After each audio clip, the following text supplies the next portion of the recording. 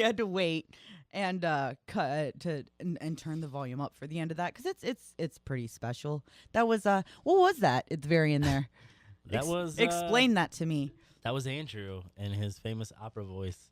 It's, we were recording Woes for that song, and all of a sudden we're going, and Andrew just busts into that, and we had Corey keep it, and he threw it at the end. He's like, I'm not going to tell you where I'm going to put it for a while, and then he's like, and then he put it on the end. Obviously. See, I assumed, which you know what assumptions do, when I first heard it, that was a kind of a jab towards the whole fact of the whole loose lips sink ships and icebergs and it being called James Cameron, and like the whole like the Sissel person that did all the Titanic I thought it was that. No, it was just he just busted into that when we were doing Woes, and that's why we're all laughing at the end of it too. But and then we just kept it because it was funny.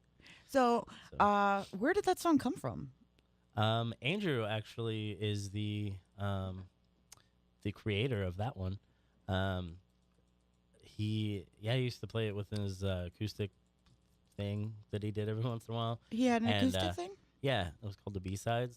And every time he played it, I was like, Andrew, I love that song. And then when he joined the band, I was like, can we do this song? And we did. Awesome. And you guys have, it's a 5 or 6 song EP. It's a 5, right? 5. There's an introduction. Okay. Because I actually was talking about it with Tiffany last night. I'm like, I thought it was 6 songs, and I'm naming them off, and she's like, I don't know which one we're missing. Yeah, it's 5. It's 5 with an intro. Yep.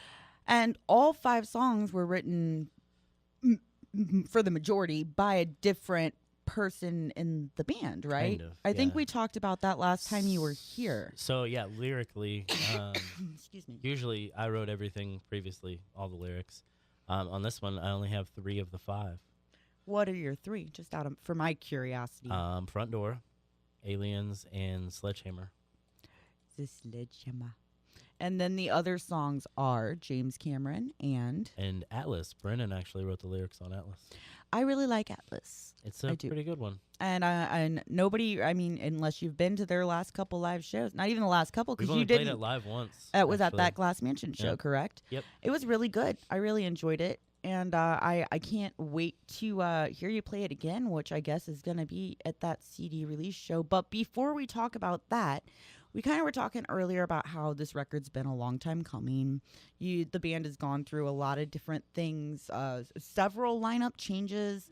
You guys have done a lot of growth. I know there was a lot of like, you would start with tracking and recording and then have to stop for a while and go back to it. How do you think all of those elements came together to make the record what it ended up being? Was that a positive or negative influence or a little of both? I think it was definitely positive for the most part.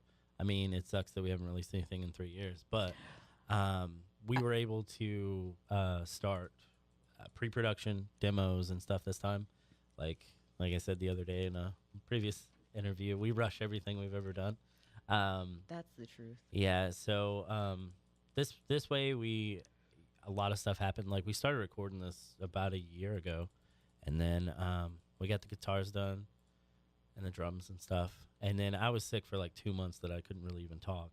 So that took a while to do those. And then, so it was just spread out for so long.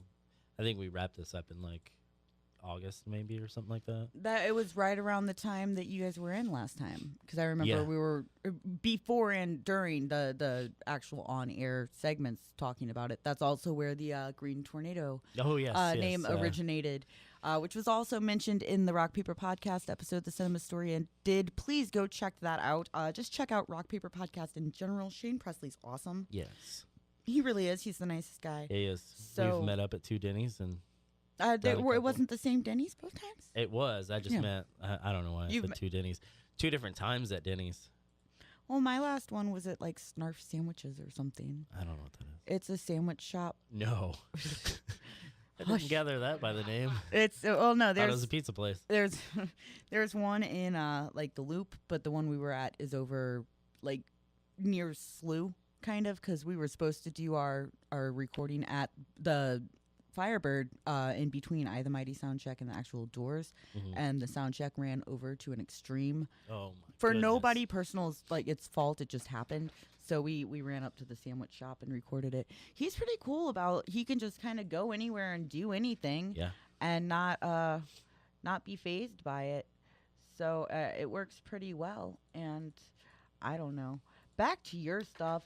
I'm really excited for this CD. I'm sorry, I keep harping on that, but it's like That's I've okay. been waiting and waiting and I mean, I'm sure you guys are more excited, but I can remember going back and be like, oh, hashtag spring 2017, hashtag summer, fall, and winter. Oh gosh, Yeah. okay, it's here. It's here though.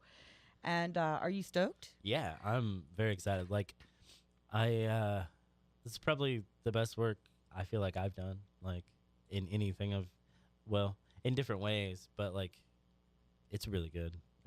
I'm really proud of this EP. I can't wait to do another one. I'm stoked, and like I've said that about 8 times, and I guess we'll break. I'm sorry, I'm kind of like half distracted. I'm clicking through my direct files here, trying to find a song by one of the bands playing the show. I have one queued if I want to use it, but I would prefer a different one. We're not going to play either of those songs by this band now. We are going to play another song by another band that's playing their EP release show that you just kind of accidentally stumbled upon. So, you guys played a show at the Way Out Club Oh yeah, recently? for Travis's Agitate the Airwaves. Yeah, for it was like a yeah. birthday thing, right? It was. I think it was just a thing. Oh, I heard it was his birthday, but I might be wrong. Still, it was an interesting show, and Travis, if it was your birthday, happy birthday. But it was a good show, and I missed the beginning because I'm late to everything. But I was there, and I caught most of this band's set. I thought they were really good. You thought they were really good, Yeah. and lo and behold, they ended up on your EP release show. And that was an interesting night too, because Andrew was also not able to be there that Yeah. night. So I had to play guitar. you got to play guitar, and I got to hear a lot of songs that I haven't heard in years. The opening scene. I don't think he'll probably ever play that song again. They always try to, but it's like, oh. We were going to the other day, but Ryan wanted to do a cover with us, so we did that instead. Ocean Avenue, right? Yeah. Yep. It was cool. I don't know. It's a good song. But these guys, yeah, they came out of nowhere. I had never heard of them. They're from like Mount Vernon, Illinois area, so that's only about an hour, 2 hours. I think it's 2 from here. 2 or an hour and a from half where I'm from at. here or Yeah. something. I don't know. I would say it's not southern Illinois, but close. We're Getting far there. apart, but Yes. this is the middle for us.